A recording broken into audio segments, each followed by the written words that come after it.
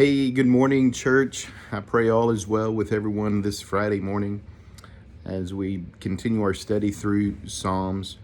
We're looking at Psalms chapter 10, and I'll tell you, there's a couple of different ways I thought about taking this chapter.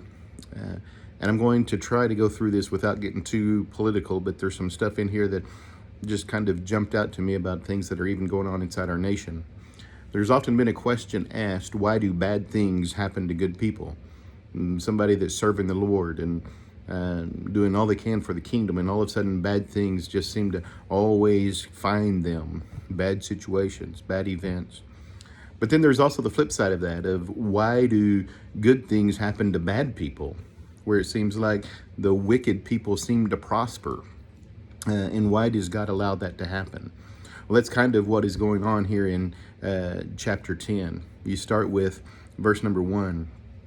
Why do you, and that you is referring to God, why do you stand afar off, O Lord? Why do you hide in times of trouble? And so sometimes we go through these periods in life whenever we have all this trouble that's going on and we think that God is not there. But I want to assure you, God is absolutely there, and He is watching, and He is still the same God, still loves you, still cares for you. He's long-suffering. He is all those things, even in your times of trouble. But then whenever you get into verse number 2, it says, the wicked in his pride persecutes the poor. Let them be caught in their plots which they have devised.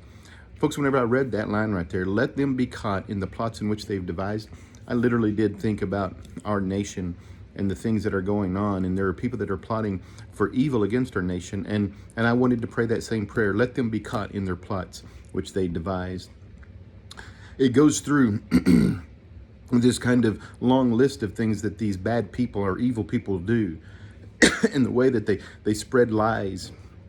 And then I want you to look at verse number 11, what it says.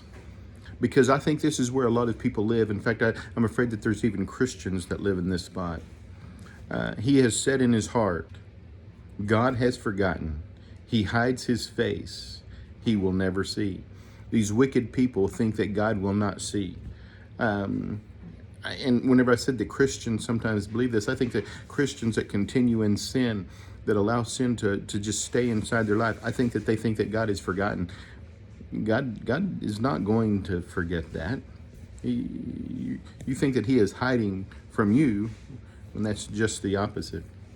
Look down at verse number 13. Why do the wicked renounce God? He has said in his heart, the wicked has said in his heart, you will not require an account. People say that, nah, God's not going to send me to hell. God's not going to hold me accountable. And so they turn over to these wicked things because they believe that there's not going to be held account. Folks, you can see that in our nation today, in our world around about us. People just saying, there is no God. God's not going to hold me accountable. But look at verse number 14. In fact, a key verse in verse number 14. Remember, you just read that they think that God will not require an account. Then look at verse number 14. The very first word says, but. Here it's going to change. But you have seen, God, you have seen all the wickedness that goes on. You have observed trouble and grief. God, you have watched all this trouble and grief going on. And then look at that next line. To repay it by your hand. God will require it. There will be a held account for the wickedness that goes on. Now, one reason why I talked about our nation is over in verse number 16. If you will flip over to verse number 16, it says that the Lord is king forever and ever. The nations have perished out of his hand. It says the nations. Folks, I'm afraid that's right where we are as a land, as a nation, that we have perished out of his land. And so I think that we as a nation need to repent. Now, if you will, jump down to verse number 18. To do justice to the fathers, talking about God, and the oppressors, that the man of the earth may oppress no more. There will be a time whenever there's no more oppression held against us. We're going to rejoice in heaven. Hope you enjoy the study of Psalms chapter 10. Look forward to seeing you Sunday morning, God willing, and you have a great day.